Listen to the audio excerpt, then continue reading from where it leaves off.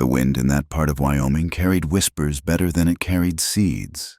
In the small, hard settlement of Stone Creek, tucked into a fold of the high plains, the whispers had found fertile ground in the quiet life of Clara Jenkins. It began in late summer, as the cheatgrass turned to brittle gold. It started not as a shout, but as a sideways glance in the mercantile, a tightening of misses. Gable's lips when Clara bought vinegar and salt, but not her usual monthly linens. Clara was a seamstress, solitary and skilled. She lived in a small, clapboard cabin at the very edge of the settlement, where the town ended and the vast, empty prairie began. Her isolation, once pitied, now made her a target. The whispers said she was with child. Clara, thin and pale, with eyes the color of a winter sky, denied nothing. She simply stopped speaking to those who asked. She had always been quiet, carrying the weight of a grief that had followed her west. But this new silence was different. It was brittle, like a pane of glass about to shatter. Her body, however, offered the confession she would not. She had begun wearing her dresses loose, the ones she usually kept for heavy chores. The subtle shift in her tailoring, the way she now favored shawls even indoors, was all the proof Stone Creek needed.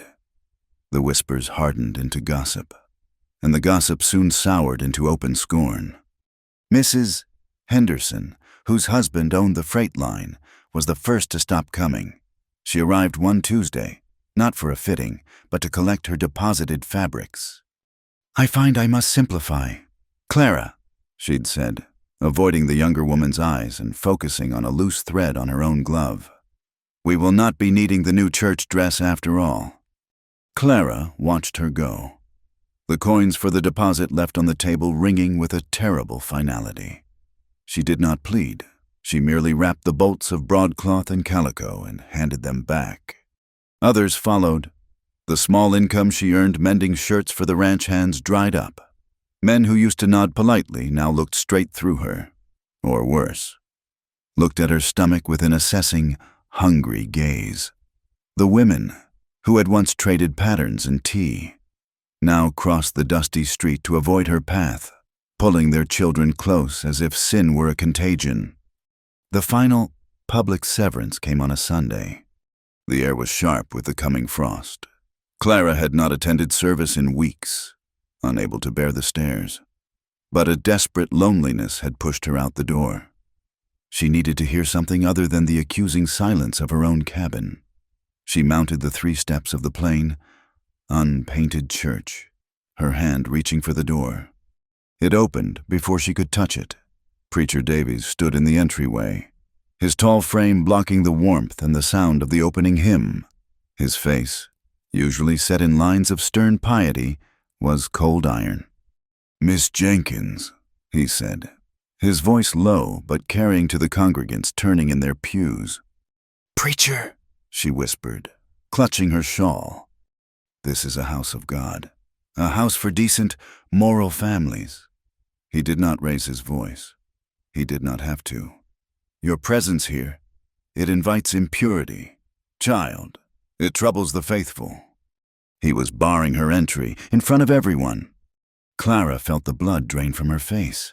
She saw Mrs. Gable in the front pew, her expression triumphant. She saw Mr.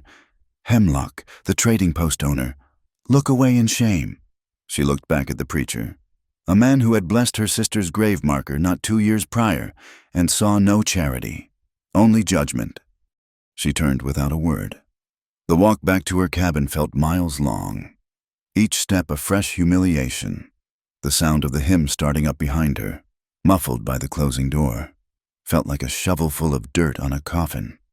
She did not leave the cabin for 3 days. Inside, the silence was a living thing. It pressed against her ears, thickened the air. She sat at her small table, the tools of her trade laid out, needles, thread, shears, but she could not touch them. Her hands lay in her lap, resting on the subtle, firm curve of her abdomen. The preacher's words had broken something loose, the memory she kept buried, the one she fought against every night, rose up and swallowed her whole. It had not been love. It had not been choice. It had been on the journey west, months ago. The wagon train had been slowed by early rains, the mud sucking at the wheels. She had been traveling with her sister, Abigail. But the fever had taken Abby outside of Laramie, leaving Clara utterly alone. She had paid her remaining funds to join a small freight convoy heading north, clinging to the hope of a new start in Wyoming, where no one knew her or her grief. They were 2 days from Stone Creek when the storm hit, a brutal, driving sleet that turned the landscape into a gray blur. The convoy wagons huddled, but one of the freight haulers, a man whose name she never knew, had offered her shelter in his larger, covered wagon. He had a small stove. He said he had coffee. She had been so cold, so grateful. The memory was fractured, blurred by the whiskey he'd pressed on her. But the vital, terrible parts were clear. The smell of wet canvas, stale tobacco, and sweat. The weight of his body pinning her against the crates. His rough, calloused hand clamped over her mouth, muffling her panic. The rain hammering on the canvas roof, drowning out the world. When it was over, he had pushed her out into the mud, tossing her bag after her. "Be thankful for the warmth, girl," he'd grunted, and disappeared back inside. She had stumbled through the dark to her own wagon, crawled under her damp blankets, and prayed for the morning. She had not told a soul. There was no one to tell. She was a lone woman, and he was a freight hauler. Who would have believed her? Who would have cared? It was a violation that had left no visible mark. Until now. Now, it was growing inside her, a living testament to her shame. Her isolation was complete. The town had walled her out. She was trapped between the memory of the assault and the reality of its consequence. On the 4th day, her flour ran out. She had no choice. To starve was to give up, and some small, defiant part of her refused to let the town, or the man in the wagon, win so completely. She took her last few coins, wrapped her thickest shawl tight around her body, and walked to the trading post. The walk was an ordeal. The wind was sharp, carrying the first real bite of winter. It seemed to tug at her clothes, outlining the change in her body for everyone to see. She kept her eyes fixed on the muddy ruts of the main street. The bell above the trading post door sounded unnaturally loud. The store was warm, smelling of coffee beans, cured leather, and dust, and it was full. Mrs. Henderson, Mrs. Gable, and 2 other townswomen were gathered by the bolt goods counter. Mr. Hemlock stood behind the counter, polishing a glass jar. All motion stopped when Clara entered. The chatter died. Mr. Hemlock froze, his rag halfway around the jar. The women turned as one. Their stares were not subtle. They were cruel, assessing, and triumphant. They looked at her face, then deliberately, slowly, dropped their gaze to her waist. Clara felt a hot flush crawl up her neck. She would not let them see her run. She walked directly to the counter, her chin high. "Mr. Hemlock, 10 pounds of flour, please, and a pound of salt." Her voice was steady, but she could feel her hands trembling inside her shawl. "Mr. Hemlock cleared his throat. He would not meet her eyes. He looked past her, at the shelves of tinned goods behind her head. "Clara, flour and salt, please." Mrs. Gable stepped forward, her face a mask of righteousness. Some have no decency. Mr. Hemlock, flaunting their sin in a public establishment. "It's a disgrace," Mrs. Henderson added, her voice dripping with venom. "To think we welcomed her." Clara did not look at them. She kept her gaze fixed on Mr. Hemlock. "My money is good, sir." He finally looked at her, his eyes full of a miserable, weak pity. He nodded curtly, weighed out her goods in silence, and took her coins without letting their fingers touch. Clara picked up the sacks. She turned, forcing herself to walk slowly, to not flee. She felt their eyes on her back like heated pokers. The bell rang her departure. She made it to her cabin. The door bolted shut. Before the first sob broke free, it was a raw, aching sound, torn from her chest. She sank to the floor, leaning against the rough wood of the door, and wept. She wept for her sister, for the life she had lost, for the innocence that had been stolen in a muddy wagon. She wept until her throat was raw, clutching the one thing of value she had left. It was a small, silver locket, worn smooth with time.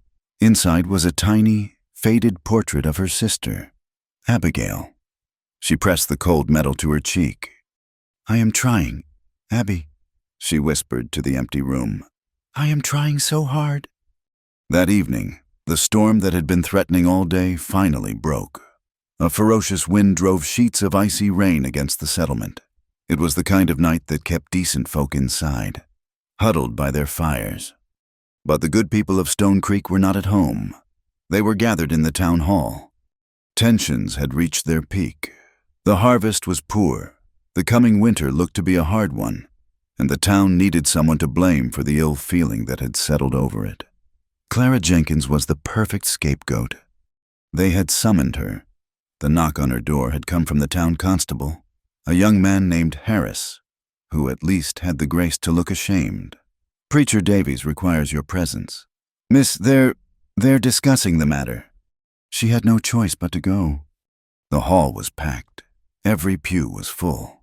The air was thick with the smell of wet wool, hot lanterns, and self-righteous anger.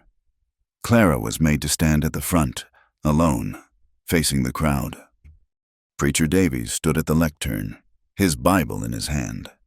"We are a community of God," he boomed, his voice rising above the howl of the wind outside. "We have built this town from mud and determination, sanctified by prayer, but sin has crept in, a cancer, unseen, that now makes itself known." He pointed a long, damning finger directly at Clara. "This woman, Clara Jenkins, has lived among us under false pretenses. She has brought shame to our doorstep. She has flaunted her sin, a sin of the flesh, and refuses to name the man who aided her in this degradation." A murmur swept the crowd. "Name him!" someone shouted.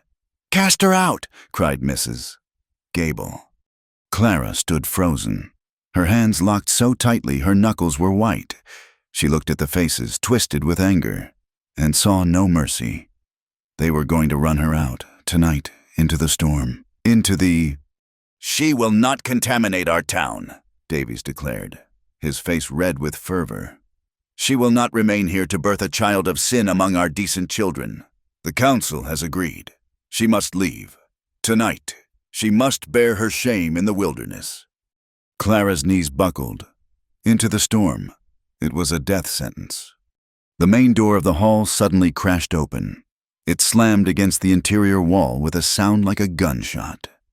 The wind and rain blasted into the room, extinguishing 2 lanterns and making the others gutter wildly. The crowd turned, startled and angry, toward the entryway. A man stood there, filling the doorway. He was huge, draped in soaked animal furs that dripped water onto the floorboards. His beard was long and matted, his hair plastered to his head by the rain. He was a figure of the wilderness, not of the town. It was Elias Thorne. The hall fell into a stunned, absolute silence. Even Preacher Davies, his hand raised for his final proclamation, froze. Clara knew of him. Everyone did. Elias was the mountain man. He lived alone, miles up in the high peaks, in a cabin he had supposedly built with his own hands. He had a reputation for violence. They said he had killed a man in Dakota Territory, that he had fought Indians, that he was more animal than human. He only came down once a season for supplies, flour, salt, ammunition, and traps. He spoke to no one, and no one dared speak to him.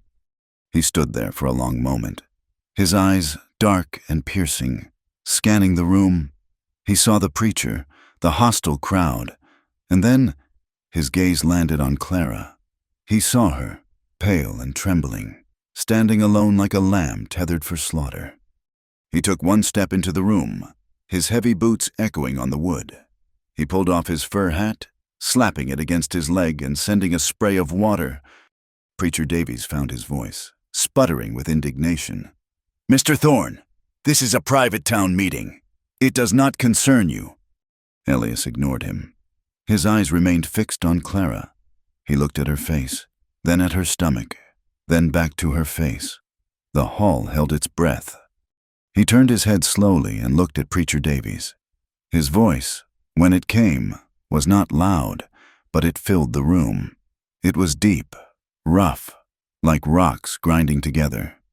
"If she's with child," Elias Thorne said, "then it's mine." The silence that followed was heavier, more profound than before. The wind howled, rattling the windows, but inside, not a person moved. Clara stared at him, her mind reeling. She was stunned. She had seen this man perhaps 4 times in her life, always at a distance, always at the trading post. They had never spoken. He was a stranger, a dangerous stranger. The shock in the room shattered, erupting into a fresh, chaotic wave of gossip. Him? Elias Thorne? Dear God, he took advantage of her. That savage? No. Someone else whispered. Look at him. He's lying. He's lying to protect her. But why? Preacher Davies was speechless, his mouth opening and closing. The town's moral certainty had just collided with a violent, unpredictable reality. Elias moved.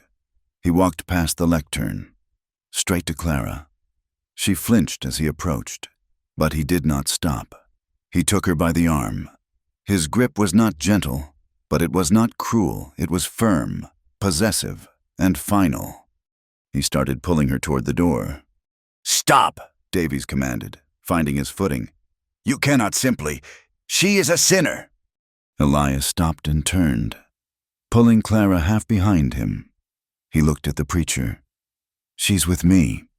It was a statement of fact, not a debate. The men in the front pews, who moments before had been ready to cast a lone woman into the storm, now shrank back. None of them, not even the constable, would challenge Elias Thorne. He pulled Clara out of the hall, into the screaming wind and the night.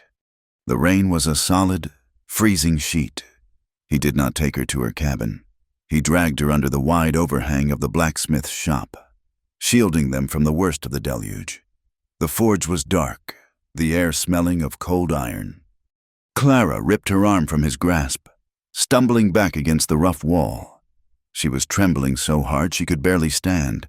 "Why?" she gasped, the words stolen by the wind. "Why did you say that?" Elias stood a few feet away, a massive silhouette against the gray curtain of rain. He did not look at her. He stared out at the muddy street, at the lights of the town hall. His jaw was tight. "I saw them," he said, his voice a low rumble. "At the trading post, this morning." Clara wrapped her arms around herself, confused. "What?" "The way they looked at you." He turned his head, his eyes fixing on her in the gloom. "Like you were filth, like you were already dead." He paused, and a different kind of darkness crossed his face. "My wife," he said, the words stiff, as if they pained his throat. "Before she passed, the sickness took her hard. Near the end, the people in that town, they looked at her the same way, backed away from her, whispered." His huge hands clenched into fists at his sides. "Didn't sit right. Seeing it again." Clara stared at him, breathing hard. He was not a savior. He was a man driven by a ghost. "They'll run you out," he stated simply, looking back at the rain. "Or worse, Davies has their blood up. They won't let you stay." He nodded his head toward the dark, looming shapes of the mountains, invisible beyond the storm. "I got a cabin, high up. It's warm. It's safe. They won't follow you there." Clara's mind raced. Stay here and face the preacher's mob? They would drive her into the storm. She and the child would be dead by morning. Or go with him, a man known for violence, a killer, if the rumors were true. Go with a stranger into the wilderness. It was a choice between two terrors. She looked at the town hall. Lights were moving. Men were coming out, holding lanterns, shouting to one another. They were organizing. She looked back at Elias Thorne. He was watching her, waiting. His face was hard, carved from granite and shadow, but his eyes, they were not cruel. They were cold, but they were not cruel. They were the eyes of a man who understood isolation. She realized staying was not an option. The town of Stone Creek had already cast her out. Clara Jenkins took a shuddering breath, the icy rain stinging her face, and gave a single, jerky nod. Elias did not speak again. He hauled her from the shelter of the blacksmith's forge and back into the deluge. The wind tore the breath from her lungs. He half dragged her toward the edge of town, to the livery stable, where he kicked the door open. He kept his mule, a big stubborn beast named Stout, penned there when he came down for supplies. He moved with a grim, urgent efficiency, throwing a heavy pack saddle onto the mule.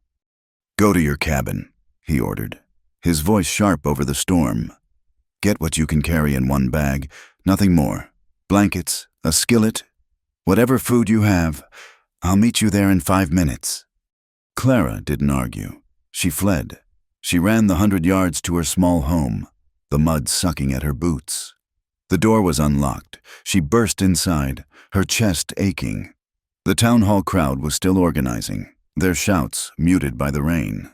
She had so little time. Her eyes scanned the room. What to take? She grabbed her thickest wool quilt and the oilcloth-wrapped parcel of flour and salt she had just bought. She emptied her sewing basket onto the floor, keeping only the needles, thread, and shears, wrapping them in a handkerchief. She shoved them into a canvas satchel. Her hands were shaking so violently she dropped the shears. Her gaze fell on the silver locket, sitting on the small table beside her sister's faded portrait. She grabbed the locket, stuffing it deep into her pocket. She looked at the portrait. She couldn't take it. She touched the glass, her fingers trembling. "Forgive me, Abby," she whispered. She ran back outside. Elias was already there, standing beside his mule. He looked at her small satchel, then at her thin, soaked shawl. He swore, a low, guttural sound. He unstrapped a heavy, oiled canvas coat from his own pack and threw it at her. "Put that on. It'll stop the wind." She fumbled with it. It was huge, heavy, and smelled of pine resin, iron, and something animal. It swallowed her whole, the sleeves hanging a foot past her hands. But the instant she pulled it closed, the biting wind was blunted. "Up," he said, pointing to the mule. "I can walk." "Not where we're going." He didn't wait for her to obey. He seized her around the waist, his grip like a steel trap, and lifted her bodily onto the mule's back, seating her between the high pommel of the saddle and the bulky pack. She cried out, startled by the strength, the casual intimacy of the act. He ignored her, securing his own pack and rifle, and then took the mule's lead rope. He didn't look back. He pulled the mule into the storm and walked away from Stone Creek, heading straight for the looming darkness of the mountains. The journey was a blur of misery. The rain turned to sleet, and the sleet turned to wet, heavy snow. They left the meager trail within an hour, following a ridgeline that Elias seemed to know by instinct. Clara huddled under the heavy coat, clinging to the saddle horn, her body numb, her mind reeling. She was riding into the wilderness with a man rumored to be a killer, a man who had just publicly claimed her, and her child of shame, as his own. She questioned him once, shouting over the howl of the wind. "Why are you doing this?" Elias didn't stop walking. He didn't look back. "Quiet," he'd ordered. "Sound carries, and you'll need your breath." He was not a gentle protector. When the mule slipped on a patch of icy shale, nearly sending her tumbling, he grabbed the bridle and cursed the animal, not sparing a glance to see if she was unharmed. Yet, when they crossed a fast, shallow creek, the water dark and foaming, he held her legs steady, keeping her foot from slipping into the freezing current. He was protective in the way a man protects valuable property, not in the way a man comforts a woman. It took hours. The ascent was brutal. They climbed above the rain, into the realm of snow and rock. The wind was a physical beast, trying to peel her from the saddle. By the time he finally stopped, Clara was delirious with cold and exhaustion, her body aching with the strain of the ride and her pregnancy. She hadn't even seen the cabin. It was tucked into a high cleft, sheltered by a dense stand of ancient pines and the sheer granite face of a cliff. It was less a building and more a part of the mountain itself. The logs were thick, dark, and chinked tight. A thin tendril of old smoke rose from the stone chimney, meaning he had kept a fire banked even while he was in town. He pulled her down from the mule. Her legs gave way, and she would have fallen if he hadn't held her upright by the arm. He shoved the cabin door open and pushed her inside. "Get by the fire," he commanded. Turning back to tend to the mule, Clara stumbled into the room. It was dark, save for the dull red glow of embers in a large stone fireplace. It was one single, large room. It smelled of wood smoke, old leather, and coffee. A wave of overwhelming, terrifying silence washed over her. It was so total, so absolute. It was louder than the storm. There was no sound of the town, no wagons, no distant voices, no church bells. Only the muffled scream of the wind outside the thick log walls. She crept toward the hearth. A bed frame, clearly hand-built, was in one corner, piled with furs. A rough-hewn table and 2 stools stood in the center. Shelves lined one wall, holding tins, sacks, traps, and tools. It was Spartan, masculine, and clean. Elias entered, stamping the snow from his boots. He carried his rifle and saddle pack, which he dropped by the door. He didn't speak to her.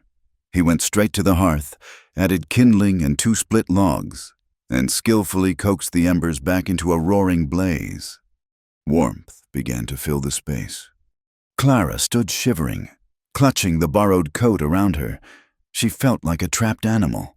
She had fled one cage only to be locked in another, this one ruled by a silent giant. Elias looked at her, truly looked at her.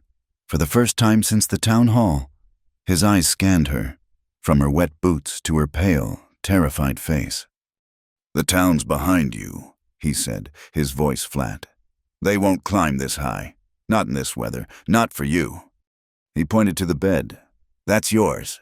I'll take the floor." He turned away, busying himself with his pack, effectively dismissing her. Clara, too tired to argue, to question, or even to thank him, crept to the bed. It was firm, but the furs were thick. She peeled off the heavy, wet coat and her soaked boots, leaving them by the fire. She crawled under the heavy weight of the furs, still fully dressed, and fell into a deep, exhausted darkness. When she woke, it was daylight. The storm had passed, leaving a world of blinding white snow and brittle blue sky. The cabin was warm. Elias was gone. A moment of panic seized her. Had he left her, abandoned her? She sat up.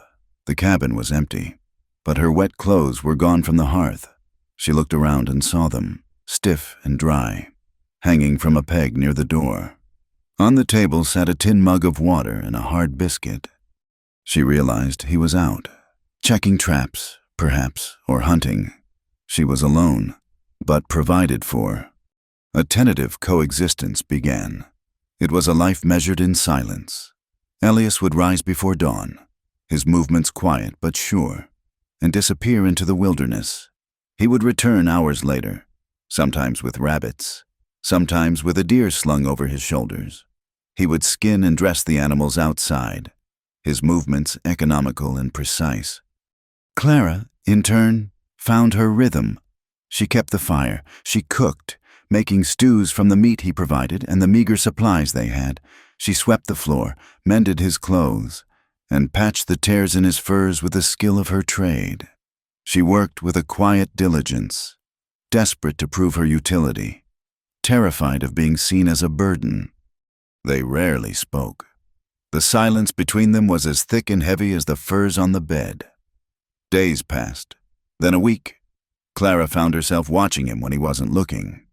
He was a man of immense physical power, yet he moved with a strange, contained grace. He spent his evenings oiling his rifle, sharpening his knives, or carving small, intricate shapes into scraps of wood. He seemed perfectly content in the absence of human speech. Clara, however, felt the loneliness creeping back in. This silence was different from the judging silence of Stone Creek, but it was an isolation all the same. She was safe from scorn, but she was trapped, miles from any other living soul, with a man she did not know, carrying a child she did not want. One night, the weight of it all became too much. Elias was sitting at the table, running a whetstone along the blade of a skinning knife. The sound was rhythmic, scraping, metallic. Clara sat on the hearth, huddled in her shawl, thinking he was absorbed in his work. She had pulled the locket from her pocket. She held it in her palm, the silver warm from her skin. She clicked it open and stared at the tiny, faded face of her sister. Abigail. Abby, who had always known what to say. Abby, who had held her when their mother died. Abby, who was now dust and bone outside Laramie. A tear slipped free, tracing a cold path down her cheek. Then another. She tried to stifle the sound, turning her head toward the fire, but a small, choked sob escaped her throat. The sound of the whetstone stopped. Clara froze, mortified. She quickly snapped the locket shut, wiping her face with the back of her hand. She did not hear him move, but suddenly his shadow fell over her. She looked up, startled. He was standing over her, his expression unreadable in the dim firelight. He looked at the to her face. Clara braced herself for a question, for an order to be quiet, for an impatient grunt. He did nothing. He just looked at her, his dark eyes seeming to catalog her pain. He turned, walked to the bed, and pulled a thick, folded wool blanket from the pile of furs. It was heavy, dark blue, and smelled of wood smoke. He came back and, without a word, draped it over her shoulders, pulling it snug around her neck. He did not touch her skin. His fingers grazed the wool, setting the blanket in place, and then he was gone. Back to his stool, back to his knife. The scraping of the whetstone resumed. Clara sat perfectly still. The blanket was heavy and incredibly warm. It was the first act of simple, human kindness she had received in months. It was not gentle, but it was not pity. It was functional. You are cold. Here is warmth. She didn't push it off. She pulled it tighter, buried her face in the rough wool, and let the silent tears come. A few days later, the real winter arrived. It did not come gradually. It descended like a hammer blow. The sky turned a flat, bruised gray, and the snow began. It fell not in gentle flakes, but in a blinding, horizontal curtain, driven by a wind that screamed like a banshee around the corners of the cabin. For 3 days, the world vanished. They were trapped. The cabin, once a refuge, became a cage. The single room felt smaller, the walls pressing in. Elias could not hunt. He spent his time splitting wood from the store he kept under the cabin, stacking it by the hearth, and pacing. He was a man built for the outdoors, and the confinement wore on him. The tension in the small space became brittle. They moved around each other, the silence stretching thin. Clara's loneliness, held at bay by her daily chores, now returned with a vengeance. She was trapped in the absolute middle of nowhere, her belly swelling, with a silent, brooding stranger who was clearly growing agitated by the storm. On the 3rd night, the wind reached a new peak, rattling the very logs of the walls. Elias stood by the cabin's single window, a small square of glass, staring out at the white chaos. Clara was sitting at the table, her hands clenched in her lap. The loneliness was suffocating. She had to break the silence, or she felt she might go mad. "Why did you leave?" she whispered. Elias didn't turn. Leave what? The world. People. Why do you stay up here? No one chooses this. He was silent for a long time. The only sounds were the fire and the wind. She thought he wouldn't answer. I didn't choose it, he said finally, his voice rough. It was just what was left. He turned from the window. His face, usually so guarded, looked carved and haunted in the firelight.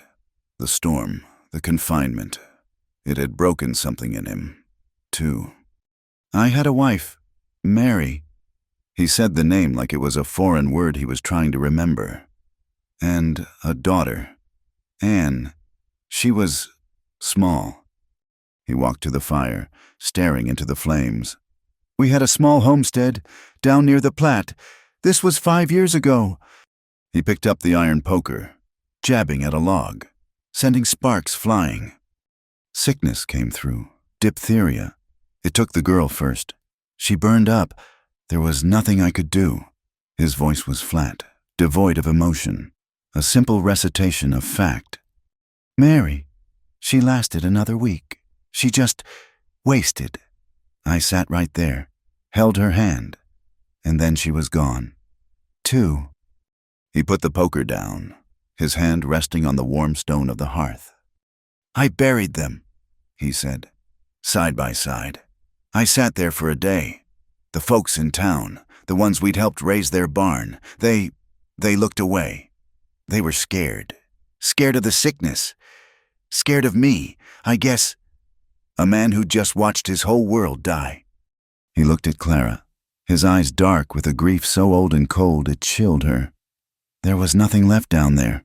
The world is just a place where things are taken from you. So I left. I came up here. The mountains. They don't pretend to be kind.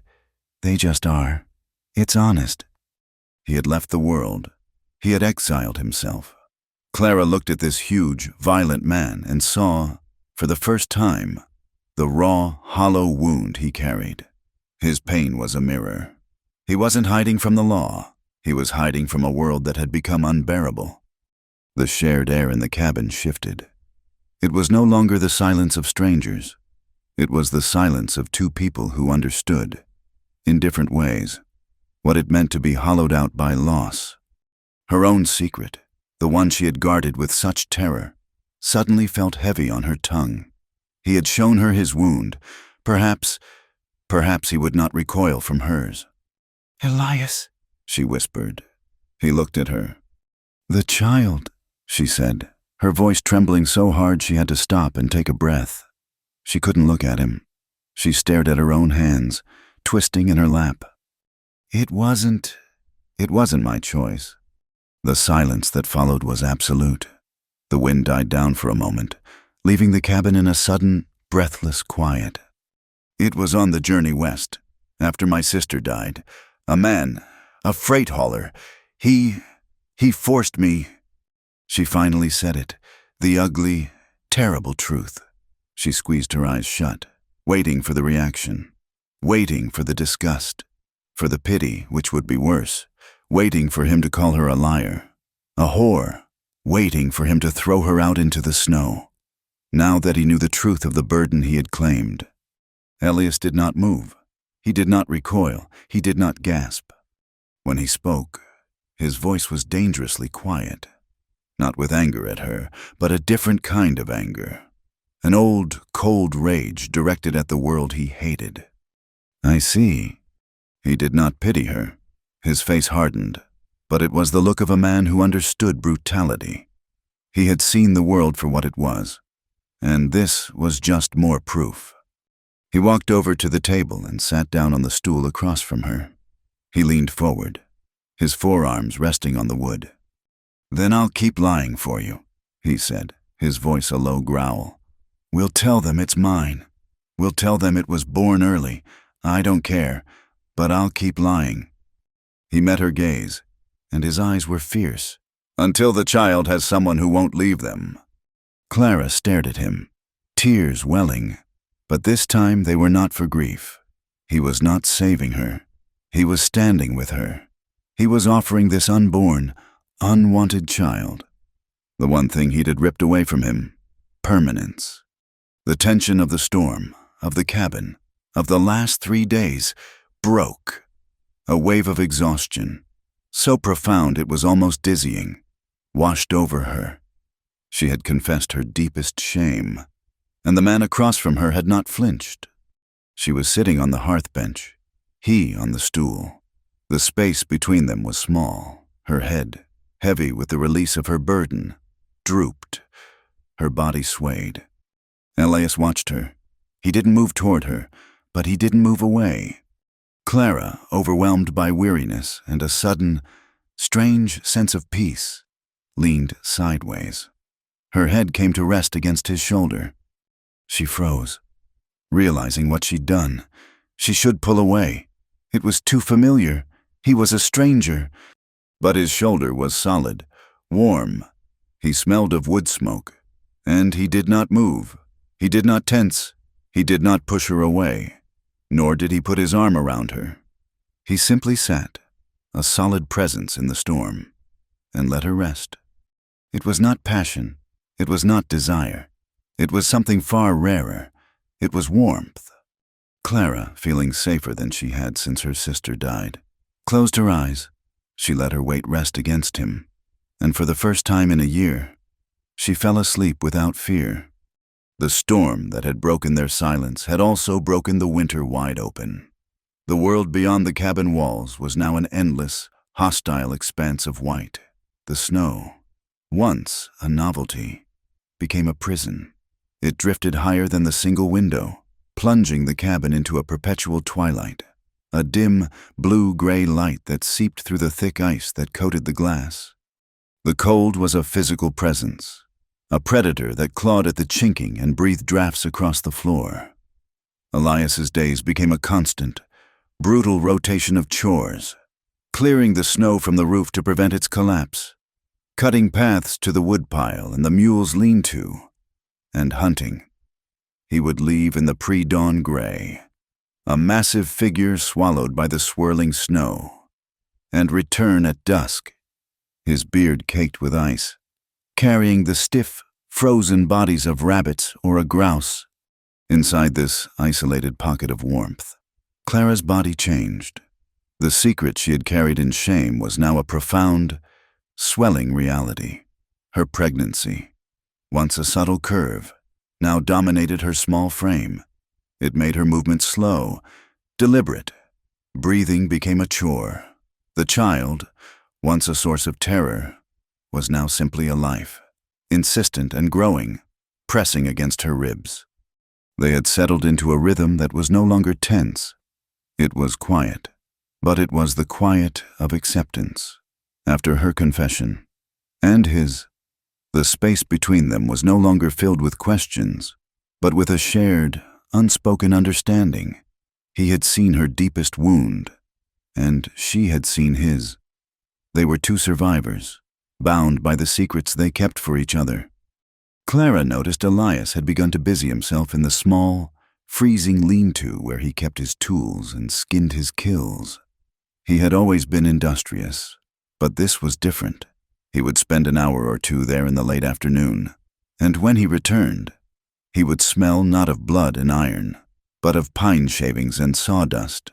He kept the work hidden, and she did not ask. One morning, she woke to find him already gone, the cabin empty. This was unusual. He always waited for her to wake, to stoke the fire and make coffee before he faced the cold. She felt a small prick of unease.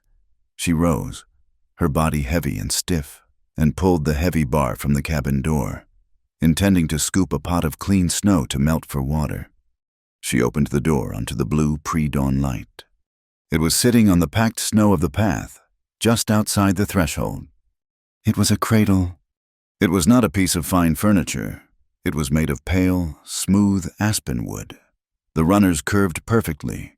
The joints were not nailed, but fitted together with a skill that spoke of long, patient hours. He had sanded every surface, every edge, until it was as smooth as river stone. It was simple, solid, and built to last. It was built like the cabin. Clara stared at it. The wind was sharp, pulling at her nightgown. But she did not feel the cold. This was what he had been doing. This was the secret work. This man, who had lost his own daughter, had spent hours in the freezing cold, his large, rough hands carefully, gently, fashioning a bed for a child that was not his, a child born of violence. He was not just offering shelter. He was building a welcome. He was acknowledging the child as a person who would need a place to sleep. She reached out a trembling hand and touched the smooth, curved rocker. She sank to her knees in the snow, her hand resting on the cradle, and she wept. She wept for the cruelty of the man in the wagon, and for the unexpected, baffling kindness of the man in the mountains. She wept for her sister, who would never see this, and for the baby inside her, who would... She did not know how long she knelt there. Eventually, the cold seeped into her bones. With a great effort, she rose and carefully, tenderly, lifted the cradle. It was heavy, solid. She brought it inside and placed it by the hearth, in the warmest, safest part of the room. When Elias returned hours later, his face grim with the cold, he stopped just inside the door. He saw the cradle by the fire. Clara was sitting at the table, mending one of his shirts. She did not look up, but her hands were steady. He said nothing. He just grunted, kicked the snow from his boots, and hung his rifle on the wall pegs.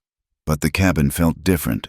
It felt, for the first time, like a home. Winter wore on. The days were a relentless cycle of cold, and the proximity began to wear on them. But the shared space had been softened by the cradle. Clara found herself watching him more. She noticed the way his eyes, so often cold and distant when looking at the world, would soften when he watched the fire. She noticed the gentleness with which he handled his tools, a contrast to the brutal strength he used to split wood. One evening, he was late. The sun had set, and the cabin was dark save for the firelight. A deep, primal anxiety began to build in Clara. She had come to depend on the sound of his boots crunching on the snow, the solid, uncomplaining way he entered and barred the door, shutting the world out. His absence felt like a threat. The door finally burst open. Elias stumbled in, a gust of wind and snow following him. He was not carrying any game. He was leaning heavily on his rifle, and his left leg dragged. "Elias?" Clara stood, her heart lurching. "It's nothing," he growled, but his face was pale, slick with sweat despite the cold. He limped toward the hearth and sank onto the stool, his jaw clenched. "You're hurt." She saw it then. A dark, wet stain was spreading across the thigh of his buckskin trousers. It was blood. "Slipped," he bit out, his voice tight. "On the ridge. A patch of ice on the shale. Fell wrong." Clara's years of quiet panic, of being a victim, fell away.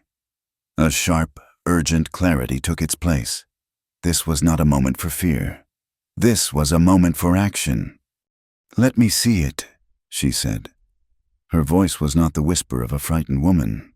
It was the clear, steady tone of a seamstress assessing a tear. "It's a cut. It'll be fine." "Let me see it, Elias, or it will fester, and you'll lose the leg, and we'll both die up here." He looked at her, startled by her force. He saw the resolve in her eyes. After a long, tense moment, he gave a curt nod. She moved with purpose. She stoked the fire until it blazed, brought the lantern close. She fetched the pail of clean water, a tin basin, and the dwindling bottle of whiskey he kept for medicine. From her sewing satchel, she pulled her sharpest shears, a thick needle, and a spool of strong linen thread. "You'll have to take those off," she said, her voice clinical. He gritted his teeth, but he worked the heavy, blood-stiffened trousers down his hips. Clara kept her eyes averted until he was sitting in his long underdrawers, the left leg exposed. She had to cut the underdrawers away. She used the shears, the fabric parting to reveal the wound. It was not a small cut. It was a deep, gaping gash running 4 inches long across his outer thigh. It had been laid open by the sharp edge of the rock, the muscle beneath exposed and dark. It was still weeping blood. "Hold the lantern steady," she commanded. He gripped the lantern, his knuckles white. Clara took a clean rag, soaked it in the whiskey, and pressed it directly into the wound. Elias let out a sharp, ragged hiss, his whole body going rigid, but he did not pull away. He held the light steady. "It's clean," she said, her voice calm, though her heart was hammering. "But it's too deep to leave. I have to stitch it. It will hurt." "Get on with it," he breathed, his eyes fixed on the ceiling. She threaded the needle. Her hands, which had trembled so violently in Stone Creek, were now rock steady. This, she knew. Thread, needles. Skin was just a tougher fabric. She pushed the needle through his flesh. He flinched, a low grunt forced from his chest, but he did not move. She worked quickly, her stitches small, tight, and even. The same stitches she had once used for the hems of silk dresses for the very women who had scorned her. She pulled the wound closed, bit by bit, the skin joining under her careful hands. Elias's breathing was harsh in the quiet room. He never took his eyes off the ceiling. She finished, tying the knot with a practiced, sharp pull. She cleaned the blood from around the neat row of black stitches and then gently wrapped his thigh with strips of clean cloth. "Done," she whispered. She looked up. He had lowered his gaze from the ceiling and was watching her. His eyes were not cold. They were dark, intense, and full of a raw, startling vulnerability. He was not looking at her as a burden, or a stray, or a creature he had rescued. He was looking at her as a woman who had just saved him. The air in the cabin was thick, charged. The only sound was the fire crackling and the howl of the wind outside. Something had stirred between them, something that had been sleeping under the shared grief and the practicalities of survival. It was an awareness, sharp and sudden. He cleared his throat, the sound rough. He looked away, back into the fire.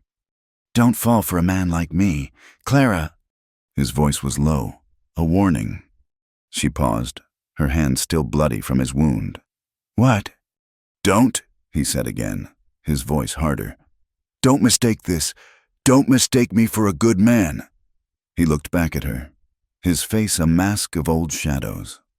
"I've done worse than lie to a town. Much worse." He was giving her a chance to be afraid. He was confirming the rumors. He was telling her he was the man they whispered about in Stone Creek. A killer, a savage.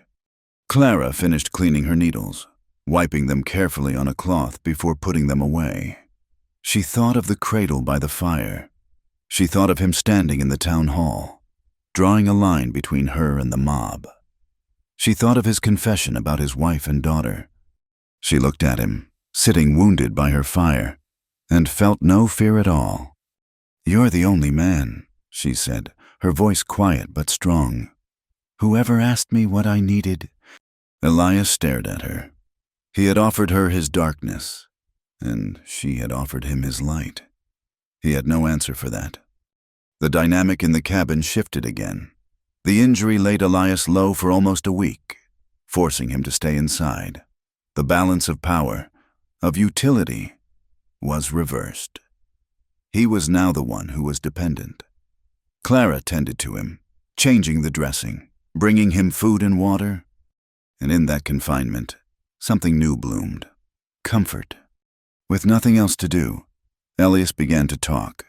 Not about his past, but small things. He told her stories of the mountain. He taught her how to tell the difference between the track of a wolf and a coyote. He explained how to read the clouds, to know when a storm would hold off, or when it would be deadly. Clara, in turn, began to emerge from her own shell. One afternoon, she found a small tin of charcoal and a pouch of dried, red ochre clay Elias used to mark his traps. She mixed the pigment with water and on a smooth scrap of wood left over from the cradle. She began to paint. She hadn't painted since before Abigail died. Her fingers were stiff, but the urge was overwhelming. She painted the view from the cabin door, not the white prison of winter, but the memory of the green hills from her journey west. She painted her sister's face, her smile faint. She painted the cradle. Elias watched her, his expression quiet. He started carving again. Not just functional spoons, but a small, intricate bird.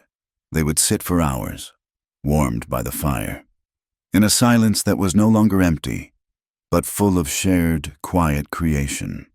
They began to laugh. It happened one afternoon when Stout, the mule, managed to stick his head through a gap in the lean-to wall, braying pitifully for a treat.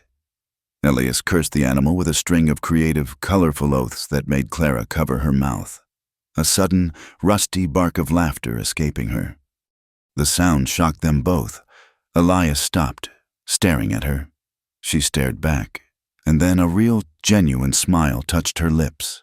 He watched her, and the corners of his own mouth, hidden beneath the beard, twitched. They started reading. Elias had a small, battered stack of books on his shelf, a Bible, a copy of Shakespeare, and an almanac. His reading voice was deep and halting, but steady. He would read aloud at night, his voice a low rumble against the sound of the wind. Clara listening, her hands busy with her painting, the words filling the small space, weaving them closer. The birth was coming. Clara could feel it. The baby had dropped, and a constant, dull ache had settled in her lower back. The fear she had kept at bay now returned, sharp and cold. This was not a town. There was no doctor, no midwife, no other women. There was only Elias, a man of traps and knives, and a cabin miles from help. One night, the fear was so thick she couldn't breathe. She was restless, pacing the small floor, her hands pressed to her back. Elias watched her, his brow furrowed. "What is it?" "It's close," she whispered. "I can feel it." She stopped pacing and looked at him, her eyes wide with a terror she could no longer hide. "Elias, I'm scared." She finally said it. "I'm scared of giving birth. I don't think I can survive it. People, they die. My mother's aunt did." Elias stood. He looked at her swollen belly, at her terrified eyes. He saw her fragility, and it mirrored the terror he had felt, helpless, watching his wife fade. His first instinct was to flee, to go chop wood, to escape this moment of female suffering he was powerless to fix. But he stayed. He turned to his pack, rummaged in the bottom, and pulled out a dark glass jug. Half full. Whiskey. He uncorked it, poured a small amount into a tin cup, and handed it to her. "Drink." "I shouldn't." "Drink," he said, his voice firm, "for the fear." She took it. The whiskey was raw, burning a trail down her throat and settling with a potent, spreading warmth in her belly. It loosened the knot of panic in her chest, but it also loosened her tears. "I don't want to die here," she sobbed, the words tearing out of her. "I don't want to die alone." Elias moved. He stood in front of her, so close she could feel the heat radiating from him. He didn't speak. He didn't offer empty platitudes. He silently took her free hand, the one not holding the cup. It was small, cold. He raised it, turned it over, and pressed her palm flat against his chest. His heart beat against her hand, a strong, steady, living rhythm, solid as the mountain. He covered her hand with his own, holding it there. "Then we'll survive it together," he said, his voice a low, fierce promise. "You and me." He met her tear-filled gaze. "I've done hard things alone, but not this time. I won't be on the floor. I won't be outside. I'll be right here. We'll survive it, together." She stared up at him, her hand absorbing the proof of his life, his promise. He was not a savior. He was an anchor. He was tying himself to her, vowing to face the ordeal with her. The space between them vanished. It was no longer about his past or hers. It was only about this moment, this promise. The air was electric, thick with fear, with whiskey, with the profound, aching hunger of two souls who had been alone for so long. He was still holding her hand against his chest. His other hand came up, his rough fingers brushing the tears from her cheek. His touch was hesitant, almost clumsy, but it was gentle. He lowered his head. He kissed her. It was not a gentle kiss. It was desperate, trembling, and full of a terrible, starved need. It was the kiss of two people clinging to life. It was clumsy and raw, and it tasted of whiskey and salt and fear. His beard was rough against her skin, but his lips were warm. She gasped, her fingers clutching his shirt, and kissed him back with the same frantic hunger. It was a flood, a release of all the loneliness, all the fear, all the quiet yearning that had built between them for months. He pulled back, his breathing ragged. They were both shaking. His eyes were dark, full of a fire she had not seen before. He looked at her, then at the bed. The moment stretched, but they did not move. This was not about that. The kiss had been a culmination of fear and promise, not a beginning of passion. To go further would be to break the spell, to invite a different kind of complication, to tread on the sacred, terrifying ground of their respective traumas. The wave of desperate energy passed, leaving an exhausted, trembling calm. Elias let go of her hand. He looked at the bed, then at the cold, hard floor where he slept. He looked at her. "Go on," he said, his voice thick. "Get in the bed. It's late." She obeyed, crawling under the heavy furs. She lay on her side, facing the fire. She was shaking. She heard him moving, banking the fire. She heard his boots drop to the floor. The cabin was dark, lit only by the red glow of the embers. She expected to hear the familiar sound of him settling onto his bedroll on the floor. Instead, the ropes of the bed frame creaked behind her. Clara went rigid. He lay down on the bed, on top of the furs, his back to her. He did not touch her. He just lay there, a solid, warm presence in the bed. He was a barrier between her and the door, between her and the cold. They lay like that for a long time, back to back, not speaking. The space between them was a scant few inches, but it was a universe. He was not a lover. He was a guard. He was honoring his promise. He was not on the floor. He was right there. And for the first time, facing the terrifying prospect of the birth, Clara did not feel alone. She listened to the sound of his steady breathing, matching it with her own, and slowly, surrounded by his warmth, she fell asleep. The fragile peace of the morning after was a thin sheet of ice over a dark, running current. They had woken in the same bed, the space between them cold, the intimacy of the night before already feeling like a desperate, half-remembered dream. Clara had moved to the hearth, her body heavy and aching, while Elias checked the stitching on his leg. It was healing cleanly. Thanks to her. He was pulling his boot back on when the sound came. It was not the wind. It was not a wolf. It was the crunch of snow, deliberate, and the jingle of a harness. Elias was on his feet in an instant. The man who had sobbed and prayed was gone. In his place was the mountain man, his face hardening into a mask of cold granite. He didn't speak. He grabbed his rifle from the wall pegs, checked the load, and moved to the heavy plank door. Clara's heart seized. She backed away, her hand finding the smooth, curved wood of the cradle he had built. A heavy fist pounded on the door. "Elias Thorne." The voice was not from Stone Creek. It was hard, official, and full of cold authority. Elias eased the heavy bar from the door. He didn't open it fully, just a crack, his body and the rifle blocking the view. 3 men sat on horseback, their breath pluming in the frigid air. The snow was deep, but they had made it, following his old tracks from town. Clara recognized Constable Harris, who looked pale and miserable, and Mr. Henderson, the freight owner, his face set in a mask of grim righteousness. The man in the middle was the one who had shouted. He was a stranger, lean and tall, wearing a long, dark coat and a flat-brimmed hat. A silver badge was pinned to his coat. "Elias Thorne," the stranger said again. "I'm Marshal Gideon, out of Cheyenne. I have a warrant for your arrest." "I have no business with Cheyenne," Elias said, his voice a low rumble. His rifle was held casually, but the muzzle was pointed at the marshal's chest. "This warrant ain't from Cheyenne," Gideon said. He unrolled a thick piece of paper. "It's from the Dakota Territory, for the murder of one Jedediah Stone, 5 years past." The word hung in the frozen air. Murder. Clara's hand tightened on the cradle. The rumors were true. The whispers in town had not been gossip. They had been fact.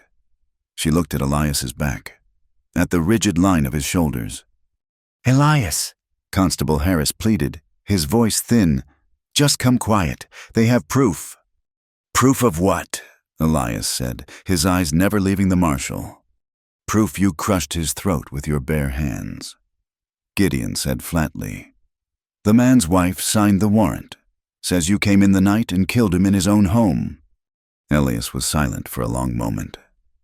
Clara could feel the terrible, cold weight of his past settling in the cabin. When he spoke, his voice was not for the men outside. It was for her. "Jedediah Stone," Elias said, his voice level, almost conversational. "He was a drunk, a mean one. We had homesteads near each other, down on the Platte. His wife, she was a ghost, walked sideways."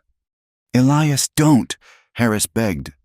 "He had a daughter," Elias continued, ignoring him.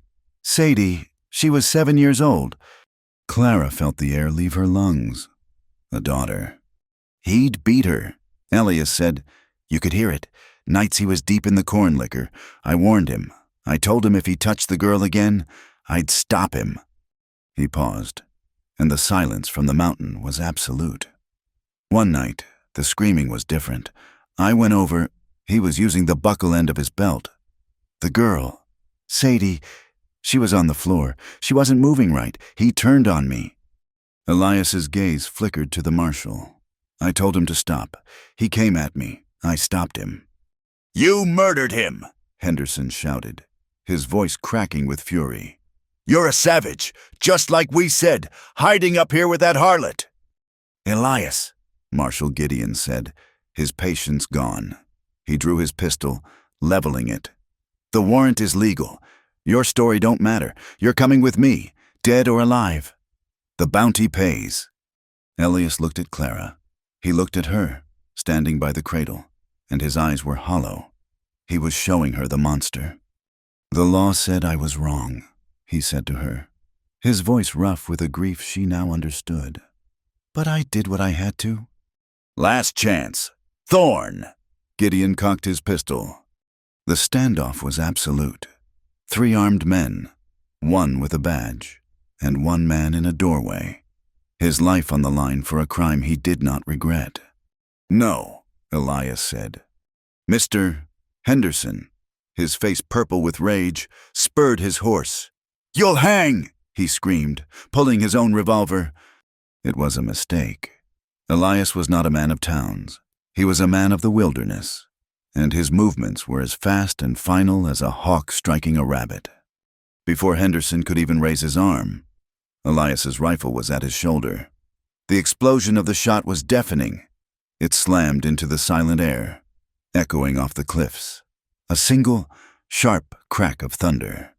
Henderson screamed, a high, thin sound, and grabbed his shoulder, slumping forward in the saddle.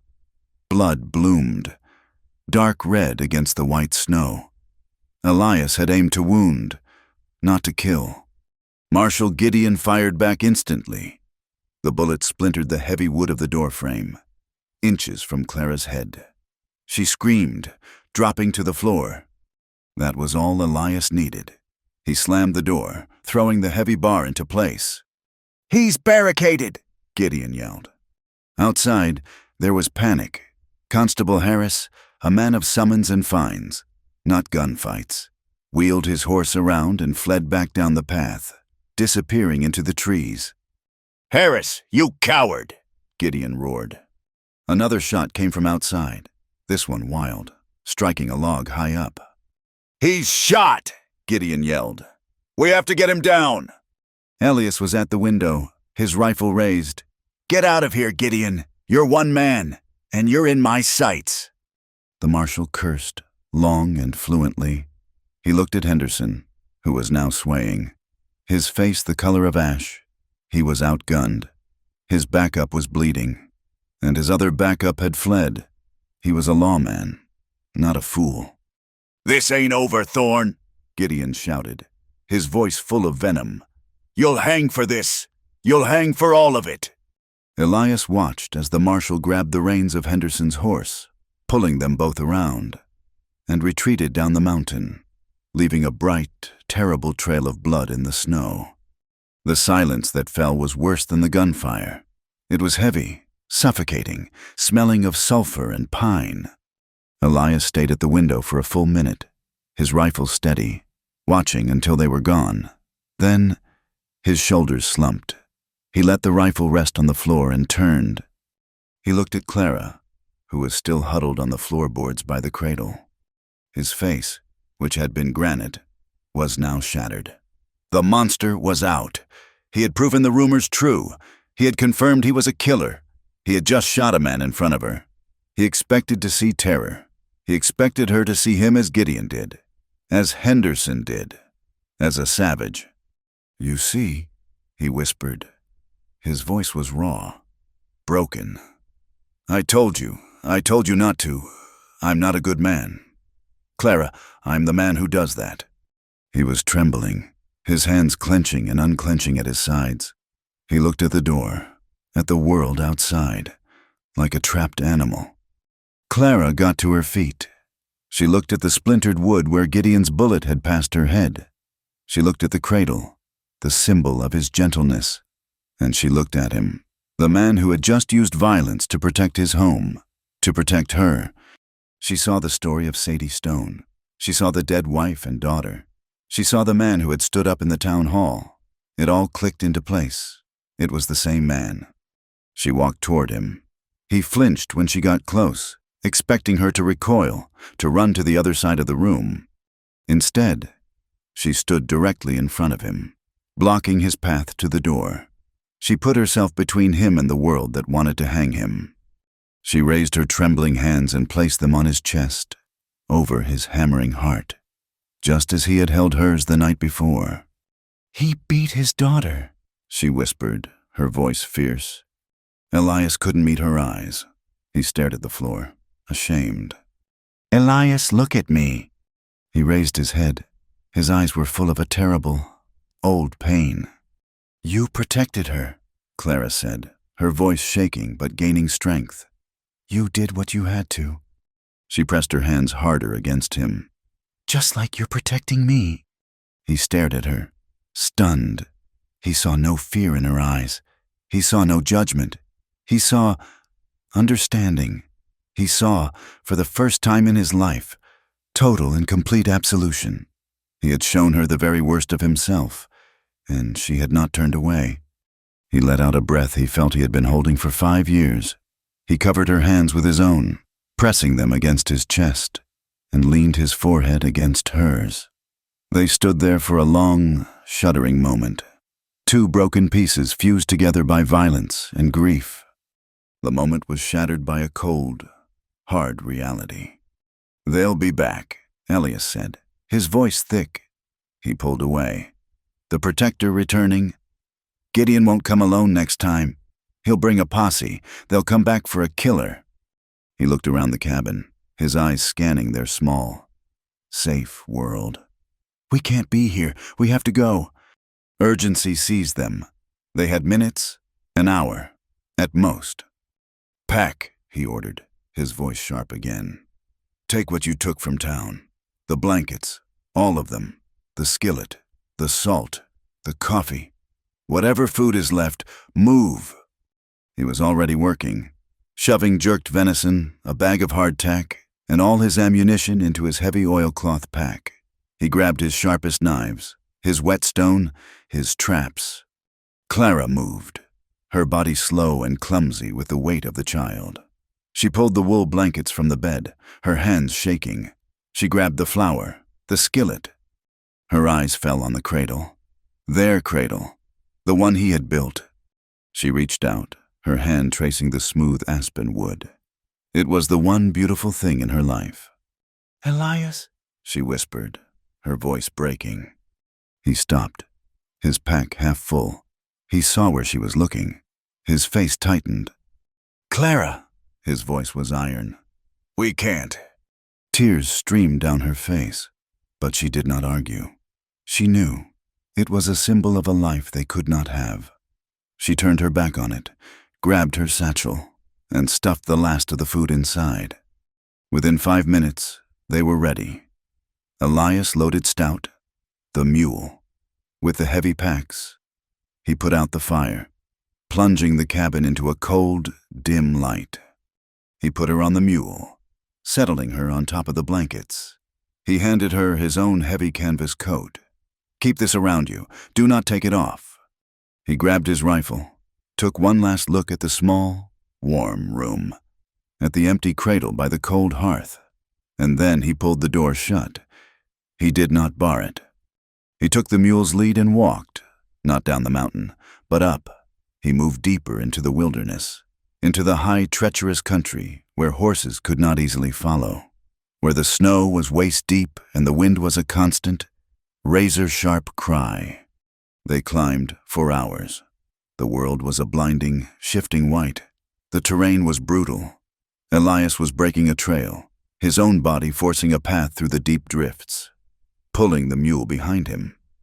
Clara clung to the packs, her body numb, the child inside her a heavy, leaden weight.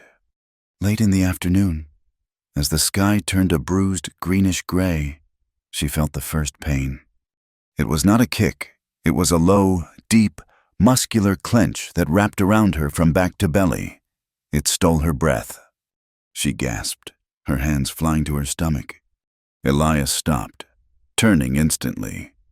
He had been scanning the ridgeline, but his ears were tuned to her. "What?" I don't know," she panted. "A cramp."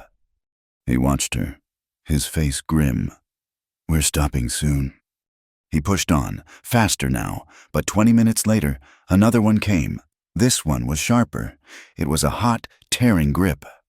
Clara cried out, a sharp, thin sound that was whipped away by the wind. Elias stopped. He looked at her, then at the gray, unforgiving sky, then back at her. The terror that flooded his face was more profound than any fear he had shown the marshal. "No," he whispered. "Not yet, not here." "Elias," she gasped, as the pain peaked and began to fade. "It's starting. I think the baby is starting." He was a man of the mountains. He knew predators. He knew storms. He knew cold. But this was a different kind of wilderness. This was his one, true terror. "Hold on," he commanded, his voice strained. He wasn't just talking to her. He was talking to the child. "Just hold on." He abandoned the ridge and plunged down a steep, treacherous incline, pulling the mule through drifts that came up to its chest. He was no longer just fleeing. He was searching. He knew this mountain, every rock and every tree. He had to have a place. He found it, a dark slash of rock, masked by a curtain of ice. A frozen stream ran nearby, the sound of water gurgling faintly beneath the ice. "Here," he said, pulling her roughly from the mule's back. Her legs buckled, and he half carried her. Behind a cascade of ice-coated boulders was a shadow. It was a cave, not deep, more of a massive, hollowed-out overhang in the granite cliff. But it was at least 10 degrees warmer, and it was sheltered from the wind. "Get in, to the back." He worked with a frantic, desperate energy. He unloaded the mule, pulling the packs into the shelter. He reached into a crevice in the rock and pulled out a bundle of dry, cured wood. A hidden cache. He had been here before. He used his flint and steel, his hands shaking so badly it took him 3 tries to catch a spark. He cursed, a raw, frustrated sound, and tried again. A flame caught. He built a fire, fast and hot, reflecting its warmth off the low rock ceiling. Clara leaned against the rock wall, her body trembling. The pains were coming faster now. There was no denying it. The child was coming. Night fell, and the temperature plummeted. The wind shrieked outside their small shelter. But inside, there was only the fire, the shadows, and the sound of Clara's breathing, which was beginning to turn into low, pained moans. This was Elias's hell. He was back in that room, 5 years ago. He was helpless. Clara screamed. It was not a plea. It was a raw, animal sound of agony that echoed off the stone. "It's all right, Clara," Elias said, his voice cracking. He was kneeling beside her, wiping her face with a damp rag. "Breathe. You have to breathe." "I can't," she shrieked, grabbing his arm, her nails digging into his skin. "It hurts. Elias, I can't do this." "Yes, you can. You can." He was sweating, his face pale. He had boiled water in the skillet. He had torn one of their 2 blankets into strips. He was trying to remember what the midwife had done for Mary, but his mind was blank with panic. He was a man who knew how to set traps, skin a deer, and fight. He did not know how to do this. The hours dragged on. It was a nightmare of firelight, shadows, and pain. Clara's strength was fading. The birth was long. Too long. She was weak, her cries turning to whimpers. Elias saw it. He saw the same pale exhaustion that had taken Mary. He saw her giving up. The granite shattered. The stoic, silent mountain man broke. He backed away from her, stumbling to the mouth of the cave. He pressed his forehead against the freezing rock, his shoulders shaking. He began to pray, out loud. His voice was a ragged, sobbing wreck. "God, or whoever is up here, please don't take her." He was weeping, the tears freezing on his beard. "Take me. I'm the one. I'm the murderer. I'm the one who deserves it. Not her. She's done nothing. Please, I'll trade. I swear to you, I'll trade my life. Just let her survive." He slid to his knees, his hands fisted in his own hair. "Please," he sobbed. "Not again. Don't make me watch it again. I can't." In a brief, lucid moment between pains, Clara heard him. She heard his confession, his plea, his total, broken devotion. "Elias," she gasped. He scrambled back to her, his face a ruin of tears and terror. "I'm here. I'm right here. Clara." "I'm scared," she whispered, her eyes barely focusing. "So am I," he choked out. "So am I. But we'll survive it. Together. You and me. You promised." He grabbed her hands. "Now push, Clara, push!" She bore down. A final, terrible scream tearing from her throat, a sound that seemed to split the night in 2. And then, silence. A new sound, a thin, sputtering wail. Elias froze. He stared. "The baby," Clara panted, her voice a thread. "Get the baby, Elias." He moved, his hands trembling violently. He found the child in the furs. It was impossibly small, red and coated. It was alive. It was breathing. He used his knife to cut the cord, his hand shaking so badly he almost dropped it. He cleaned the child with the strips of blanket, his rough hands surprisingly gentle, and wrapped it in the driest, cleanest cloth they had, his own spare shirt. It's a girl," he said. His voice choked. He looked at Clara, his eyes shining. "Clara, it's a daughter."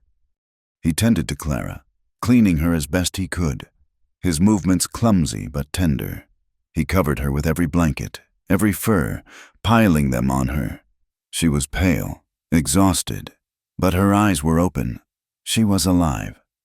He sank down beside her, his back against the cold rock.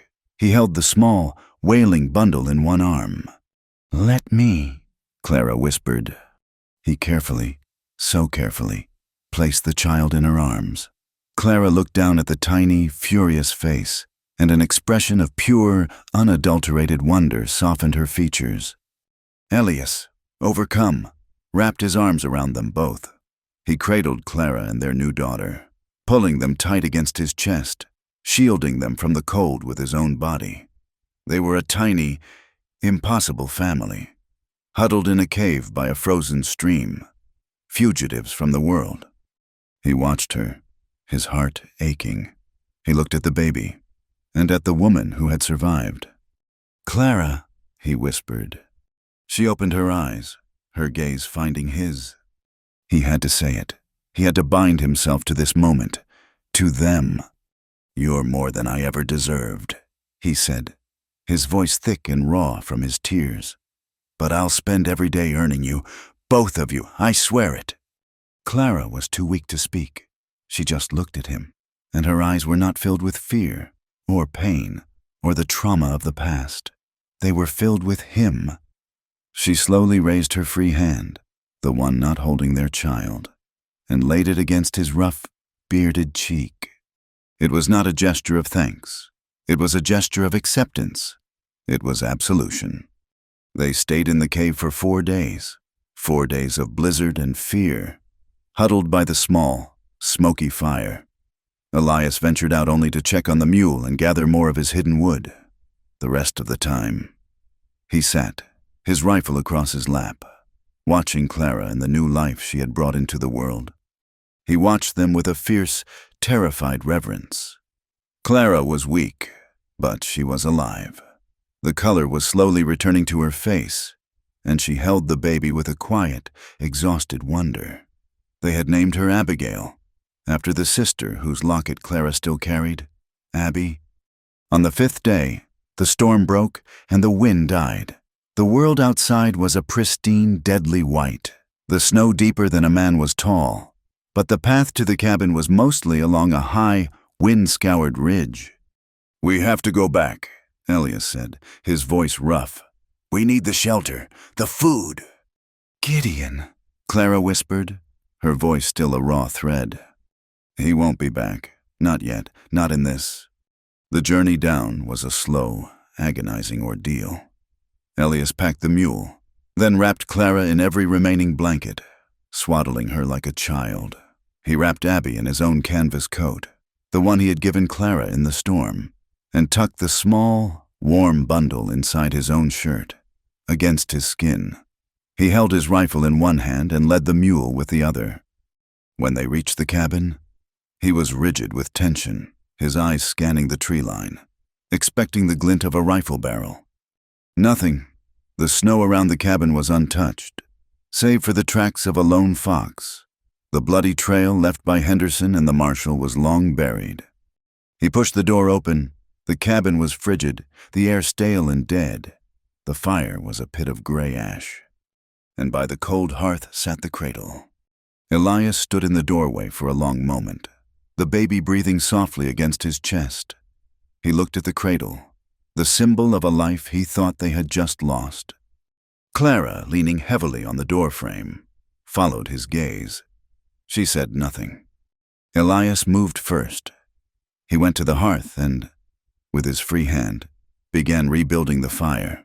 He did not speak until the kindling had caught and a small, hopeful flame began to lick at the larger logs. He turned to Clara, who had sunk onto the stool, shivering. Then he looked down at the bundle inside his shirt. He carefully, tenderly, pulled Abby free. She was warm, asleep, her tiny face red. He walked to the cradle. He adjusted the small furs he had lined it with, and then he lowered his daughter into it. He placed her in the bed he had built for her. Clara let out a small, choked sound. Elias turned, his face carved by the new firelight. He had not just brought them home. He had brought them to the future he had promised. They settled into a new, fragile rhythm. The cabin was now a nursery. The world had shrunk to these 4 walls, to the cycle of the baby's needs, to the low murmur of Clara's voice as she nursed, to the steady, quiet presence of Elias, who rarely slept. He would sit in the chair all night, his rifle loaded, watching the cradle. He was a man under siege, not just from the law, but from his own past. The town of Stone Creek was silent. They knew. Elias, venturing out to check his traps, could see the smoke from their chimneys, could see the dark, unmoving shape of the town huddled in the valley. They knew he had returned.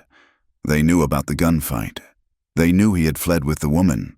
And now they knew he was back, a murderer and a new father, living on their doorstep. The silence was a held breath, waiting. It was Preacher Davies who broke it. He came 1 week later, near dusk. Elias saw him coming, a single black figure toiling up the snow-packed trail. He had not come on horseback.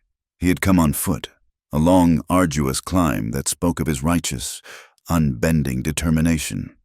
Elias met him on the porch. He stepped outside, pulling the door shut behind him, shielding Clara and the baby from the man's presence. Davies was breathing hard, his face red from the cold and the climb. He did not look winded. He looked biblical, his eyes burning with fervor. "Thorn," he panted, planting his walking stick in the snow. "Preacher," Elias's voice was flat. "You're a long way from home." "I am here on God's business. I am here for the soul of that poor, lost girl." "She's not lost." "You are holding her captive," Davies accused, his voice rising. "She is in the thrall of a killer, a man who shot another in cold blood, a man who shuns God and lives in sin. You are corrupting her very soul. Thorn, you are damning her." Elias just looked at him. The wind was cold. He wanted to be inside, by the fire, with his family. "I am here to take her back," Davies declared, stepping toward the porch. "Back to the church, back to civilization, where she can repent of her sin and give the child up to decent folk. To be cleansed of your stain, to be brought back to the light." He put a foot on the first step of the porch. Elias moved. It was not a punch. It was not a shove. It was a complete, physical removal. He grabbed Preacher Davies by the front of his long, black coat, his large hand twisting the fabric. He lifted the man bodily, as if he were a sack of feed, turned, and threw him. Davies sailed off the porch, landing with a heavy, undignified thump in a deep snowdrift. He sputtered, his hat falling off, his face a mask of shocked, outraged piety. Elias stood over him, a dark, looming shadow against the cabin light. "Her name is Clara," he said, his voice a low, deadly rumble. "This is her home, and this," he pointed to the baby, whose faint cry could now be heard from inside, "is her daughter." He pointed down the mountain, toward the town. "You are not welcome here, preacher, you or your God." He turned, went back inside, and barred the door. The sound of the heavy wooden bar sliding into place was a final, definitive severing. He had, quite literally, thrown the town's judgment back down the mountain. Inside, Clara was standing, holding Abby. She had heard it all. She looked at him, her eyes wide. He looked back at her, his chest heaving, his face still dark with a rage she had never seen directed at another man. He had not just defended her, he had claimed her. Clara, however, knew the bar on the door was not enough. They were fugitives in their own home. They had flour for another week, salt for less. They needed supplies. Another 2 weeks passed. Clara's strength returned. The baby was thriving, her small face filling out. The cabin was warm, but it was a prison. "I need to go," Clara said one morning. Elias was splitting wood by the hearth. He stopped, the axe halfway in the air. "Go where?" "To town. We're out of flour. We need things for Abby. Cloth." "No." His voice was iron. "Absolutely not. I'll go." "You?" she said, her voice sharp. "You'll go? Elias, Marshal Gideon has a warrant for you. Mr. Henderson wants you hanged. They will shoot you before you reach the livery. I will not let you go down there. I will not let them look at you after what they did." Clara walked over to him. She put her hand on the axe handle, forcing him to lower it. "Look at me," she said. He met her gaze. The woman standing before him was not the pale, terrified creature he had pulled from the town hall. Her skin was clear, her eyes bright. Motherhood and safety had forged a new steel in her. "What can they do to me, Elias?" she asked, her voice quiet. "What can they say? Can they call me a harlot? They've done it. Can they cast me out? They've tried. They have no power over me anymore. I am not the girl who wept by her sister's locket." She touched the baby, who was asleep in the cradle. "I am a mother, and I am your woman. I will not live in fear of them." He stared at her, seeing the truth of her words. She was stronger than he was.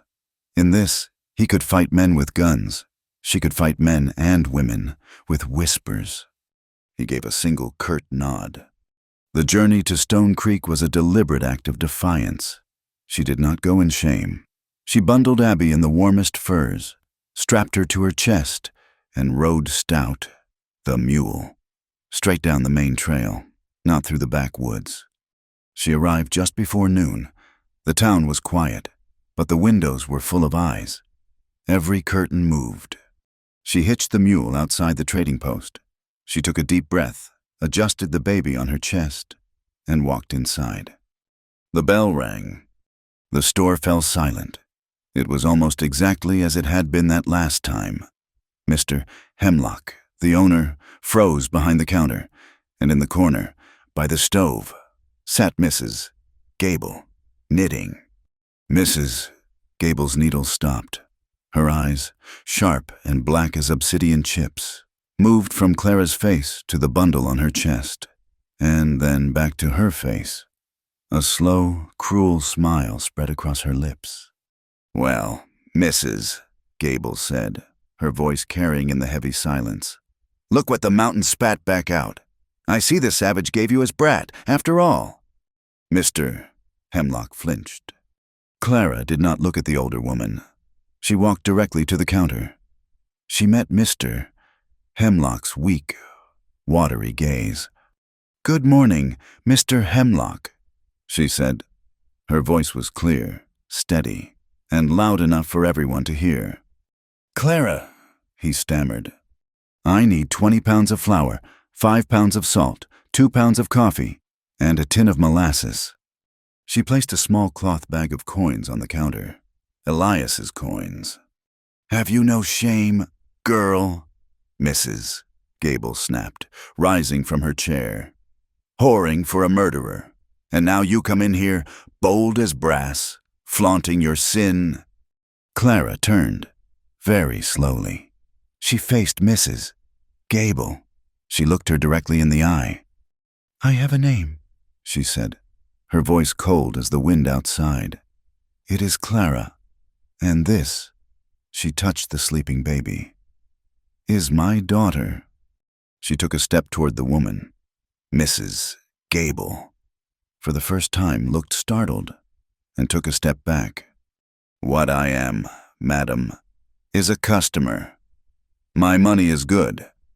I am not here for your forgiveness, because I have done nothing that requires it." She turned back to Mr. Hemlock, who was staring, pale-faced. "My order, please, and a bolt of your warmest flannel, the blue." She did not ask for forgiveness. She did not plead. She refused to live in fear. She had taken all their judgment, survived it, and now she was simply, undeniably, there.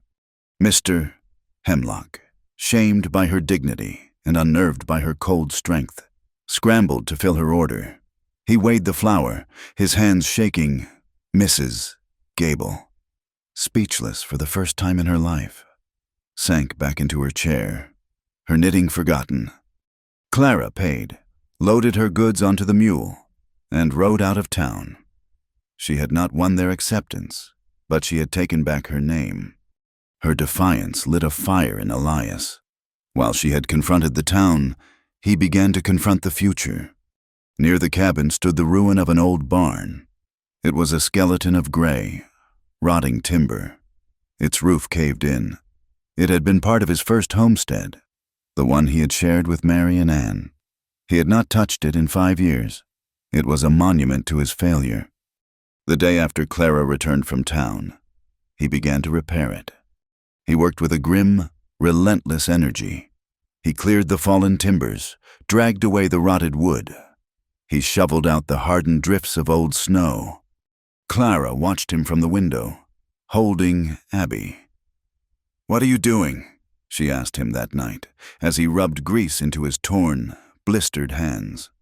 He stared into the fire. It was for Anne," he said, his voice thick. "She wanted goats, always wanted a goat." He looked at her, his eyes dark. "Spring is coming, eventually. The baby. Abby, she'll need milk, real milk, and chickens. 4 eggs." He was not just repairing a barn. He was repairing his past. He was taking the one thing that had been dedicated to his dead daughter and rebuilding it for his new one. He was building a life, with his own 2 hands, stake by stake, beam by beam. He was proving, in the only way he knew how, that he intended to stay. The work and Clara's courage began to heal them. The cabin became a place of warmth, not a fortress. The fear of Gideon's return was still there, a cold shadow on the mountain. But it was overshadowed by the daily, urgent needs of a new life. And with that safety, a new, fragile intimacy grew. They were a family in all but name, bound by blood, by violence, and by shared survival. But a gulf still remained. The trauma of her past, and his, lay between them in the bed they now shared every night. He still slept on top of the furs, a silent, warm guardian, never touching her. One night, the cabin was quiet. The wind was low, a soft murmur. Abby was asleep in her cradle. Elias sat on the hearth, oiling his rifle. The rhythmic shk-shk of the cleaning rod, a familiar, comforting sound. Clara sat on the bed, mending a tear in his shirt. She watched him. She watched the firelight play on his strong hands, hands that could kill a man, and build a cradle, and hold a baby so gently it looked like he was holding a bird's egg.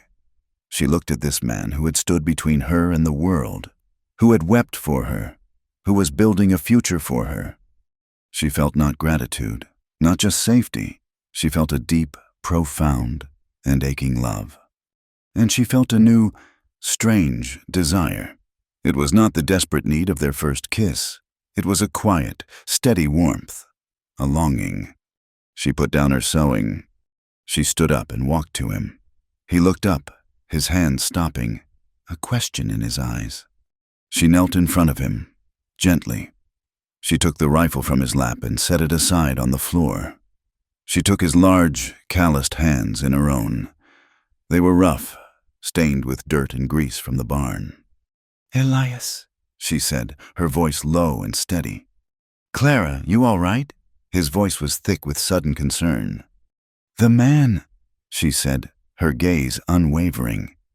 "The one on the wagon. He took something from me. He made my body a place of fear, a thing of shame." Elias's face darkened. He tried to pull his hands away. "Clara, you don't need to—" "Yes," she said, holding his hands tighter. "I do." She looked at him, her eyes clear and full of a love that stunned him. "You gave me back my life. You gave me back my name. I want this back, too." She leaned forward. "I want to feel what it's like," she whispered, her lips almost touching his. "When I choose it." She kissed him. It was not the desperate, frantic kiss of the storm. It was slow. It was deliberate. It was a question and an answer. Elias froze. He was terrified. Terrified of her past, terrified of his own rough strength. "Clara," he breathed against her mouth. "Are you sure? I don't want to hurt you." "You could never hurt me," she whispered. I have never been more sure of anything." She kissed him again, and this time he kissed her back. He unlaced her nightgown, his movements hesitant, clumsy. She took his hands and guided them, showing him that his touch was not a violation, but a solace. It was slow and raw and deeply emotional. It was not the hurried passion of a stolen moment. It was a healing. It was the careful, tender rebuilding of something beautiful that had been shattered. For her, it was a reclaiming. For him, it was a return. It was the first time in 5 years he had touched a woman in love, not in loss. After they lay under the heavy furs, their limbs tangled, the fire had burned low. Clara had fallen into a deep, peaceful sleep, her head on his chest. But Elias was awake. He held her, his arms wrapped tightly around her, as if she might be stolen from him. And the mountain man, the killer, the fugitive, broke. He buried his face in her hair, and a sound was torn from his chest. A low, ragged sob. He was shaking. It was the release of 5 years of ice, the grief for Mary, the guilt for Sadie's father, the terror of the cave, the crushing, overwhelming relief that she was here. She was his, and she was safe. He held her tighter, whispering it into her hair, over and over, like a prayer, like an oath. "You're safe. You're safe now. Clara, I've got you. You're safe." Clara stirred, half waking, and put her hand on his chest, over his heart. She didn't speak. She just held him, as he had held her, and let him weep. The next day, a new, quiet peace had settled in the cabin. The last shadow between them was gone. Clara took her small tin of charcoal and the pouch of red ochre clay. She mixed them with water. She looked at the wide, blank log wall beside the hearth, the wall that faced the door. She began to paint. She painted all day. While Abby slept, she painted the towering, protective shape of the mountain. She painted the small, solid cabin at its base.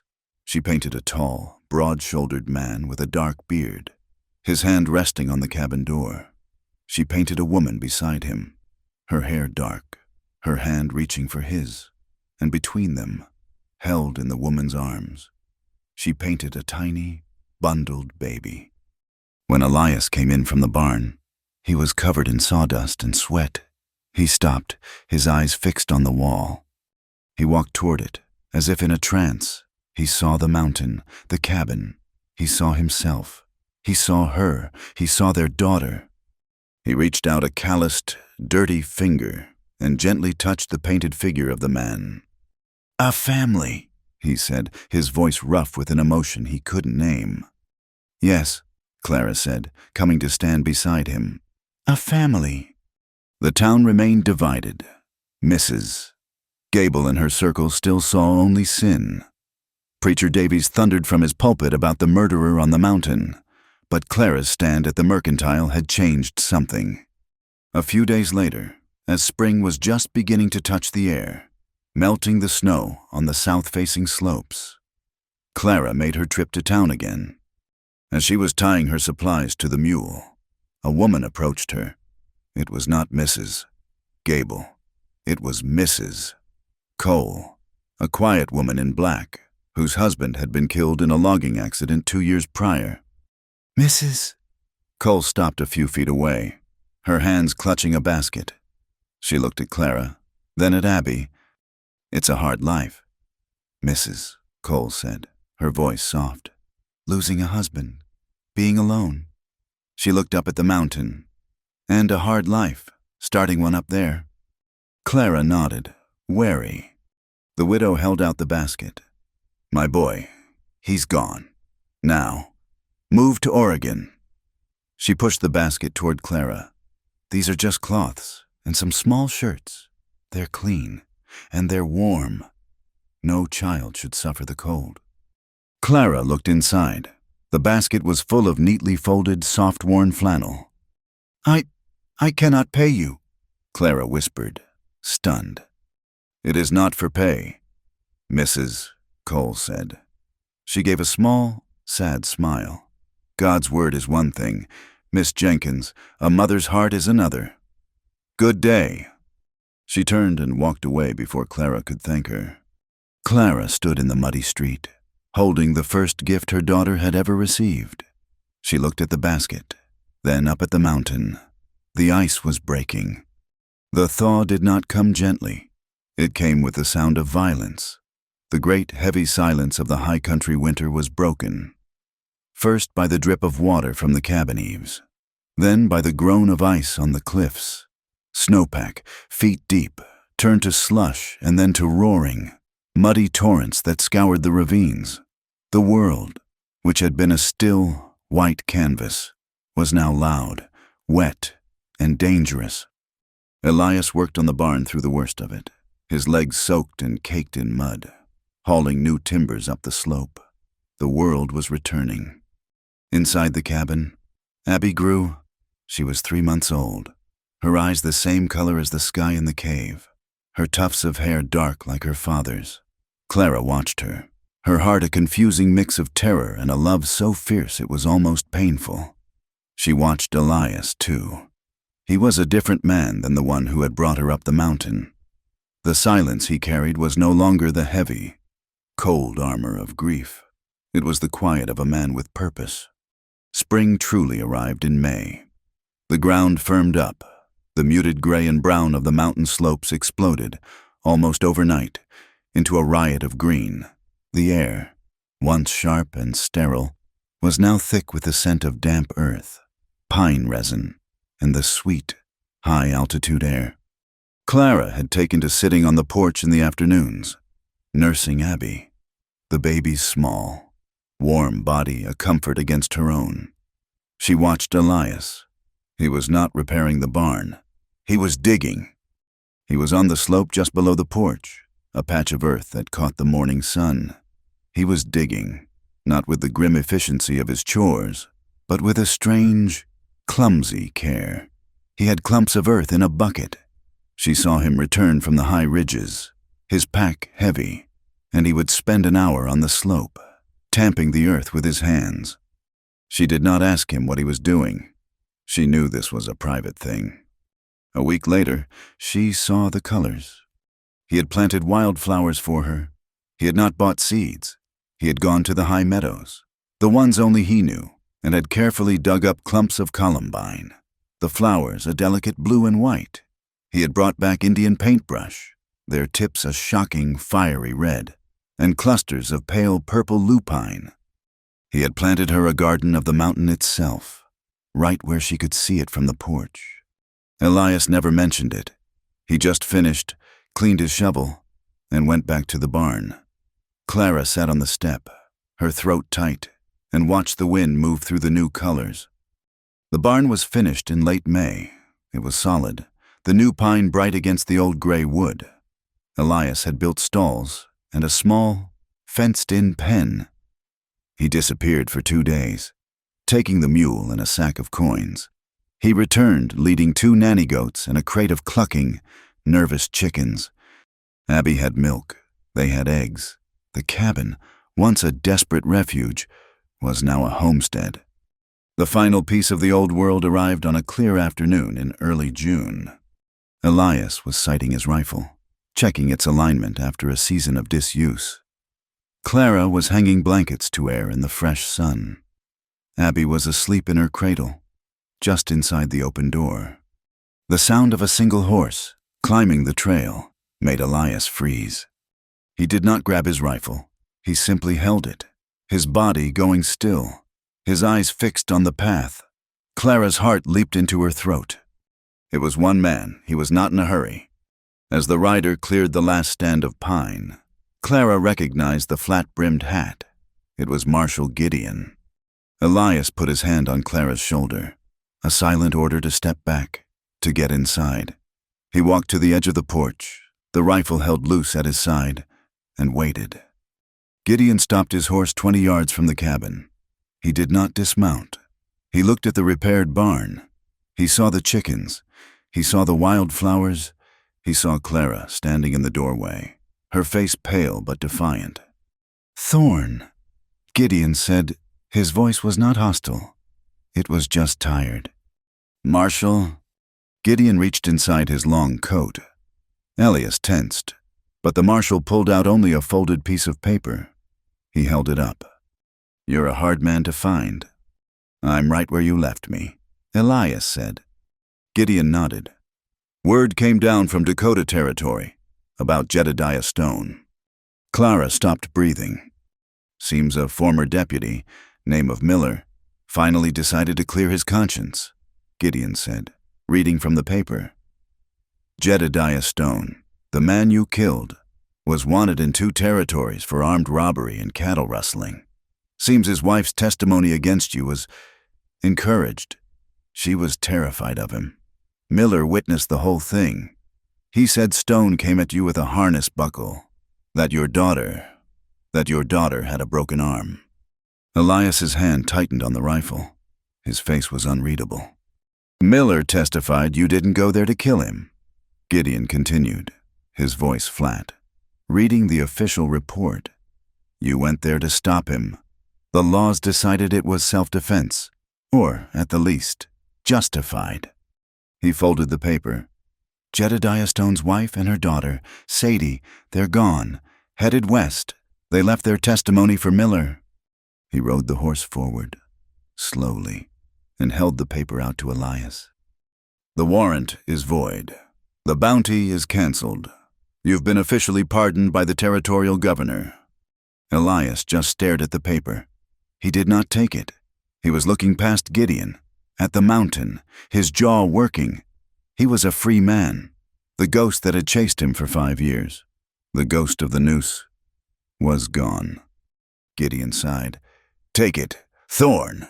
It's yours. The law is finished with you." Elias slowly reached out and took the letter. His hand, the one that could split a log or build a cradle, was trembling.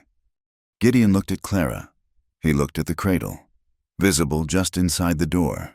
He nodded, a single, curt gesture of respect. "Ma'am," he said. He turned his horse. He did not look back. He rode down the mountain and out of their lives. Elias stood there for a long time, holding the paper. He did not open it. He did not read it. He just held it. Clara walked to him. She put her hand on his arm. He was rigid. "Elias," she whispered. He looked at her, and his eyes were raw. He was not a murderer. He was not a fugitive. He was just Elias. He crumpled the paper in his fist, shoved it into his pocket, and pulled her against his chest. He held her, his face buried in her hair, his whole body shaking. He was a free man. They went to town the next week, all 3 of them. It was a statement. Elias walked, tall and straight, leading the mule. Clara sat on the mule's back, holding Abby, her head high. Stone Creek watched them come. The whispers started instantly, but they were different now. Mrs. Cole had told her story of the flannel. Mr. Hemlock, ashamed of his cowardice, had spread the word of Clara's defiance. And now, Elias, the killer, was walking free in the daylight. They stopped, not at the mercantile, but in front of Clara's old, abandoned cabin. It looked small, pathetic, the windows boarded up. Nailed to the door was a notice. It was a formal claim of abandonment, signed by Mr. Silas Gable, declaring the property forfeit for non-payment and moral trespass. "Wait here," Elias said, his voice quiet. "No," Clara said. She slipped off the mule, Abby secure in her arms. "We go together." They walked to the mercantile. Mrs. Gable was there, as she always was.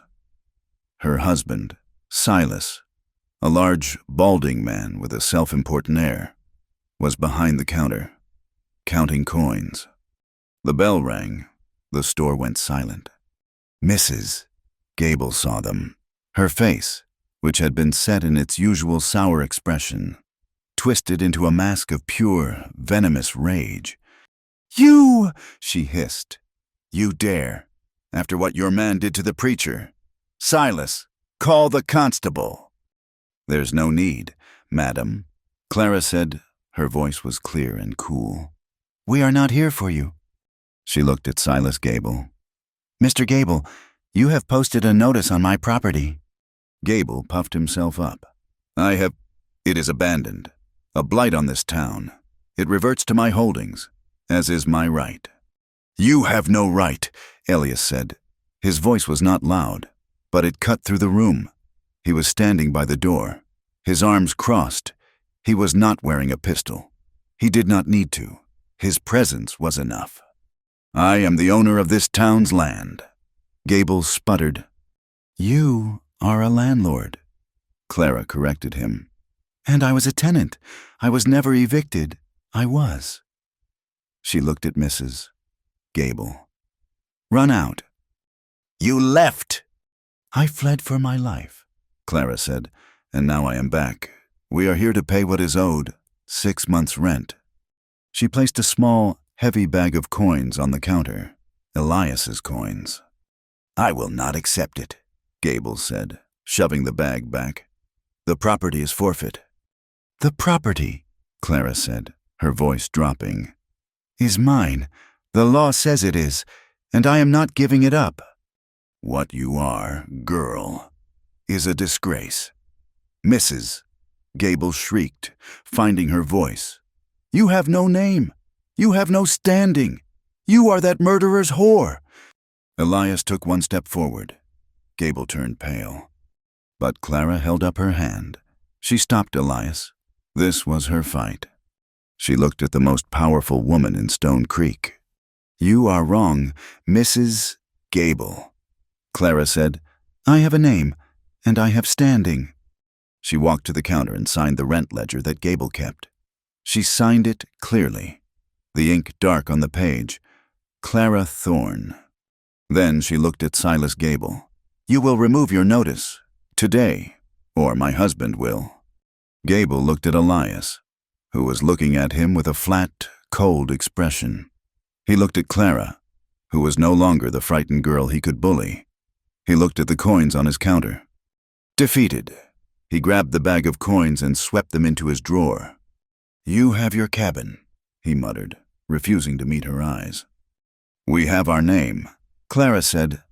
She turned. Elias held the door for her. They walked out into the sunlight, leaving the silence of the store behind them. They did not keep the cabin. Clara sold it to Mrs.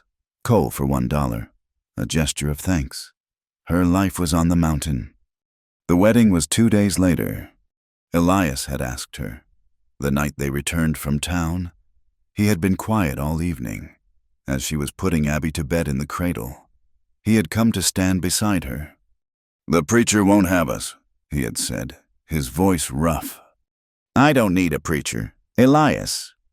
"I know." He'd taken her hand. "But I want it right.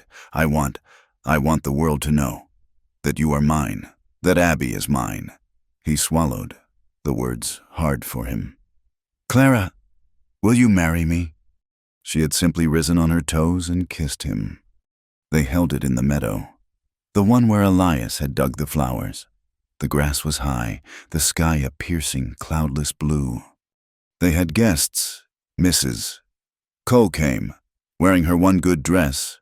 Mr. Hemlock, the mercantile owner, came, looking nervous but proud, holding a small bolt of yellow calico as a gift. And Constable Harris came, his hat in his hands, his face full of a quiet apology. There was no preacher.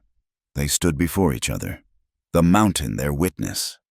Elias spoke first. His voice was thick.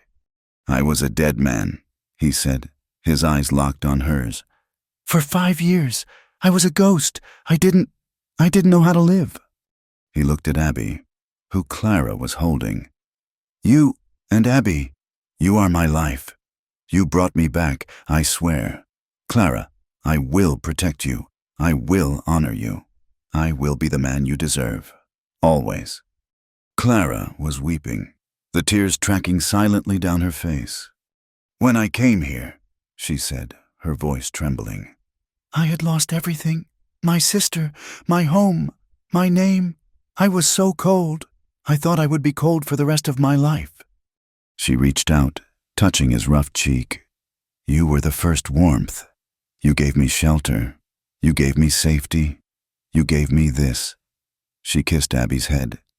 "Elias, you are not my home. You are my world." Constable Harris, acting as the town's legal witness, pronounced them man and wife. Elias did not kiss her, not at first. He just looked at her, his eyes shining with a profound, overwhelming emotion. Clara, holding her baby girl, looked at her husband, and she saw it.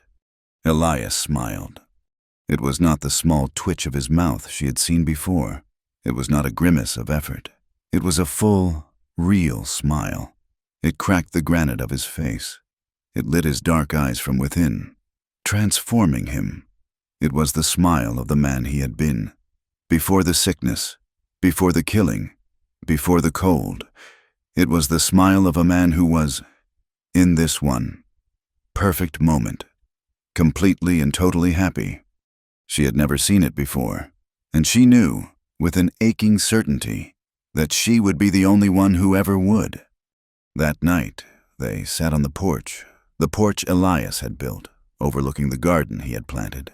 The two goats were quiet in the new barn. The air was cool, the sky turning a deep, bruised purple, the horizon glowing a faint, dying gold. Abby was asleep, bundled in her cradle just inside the door. Elias sat on the step, and Clara sat beside him, leaning against his solid strength. They were quiet for a long time, listening to the sounds of the mountain settling in for the night. Elias put his arm around her, pulling her closer. He kissed the top of her head. He whispered, his voice a low, warm rumble in the twilight. "She's ours, all of her, and so are you." It was a statement of fact, a promise, a final, binding claim.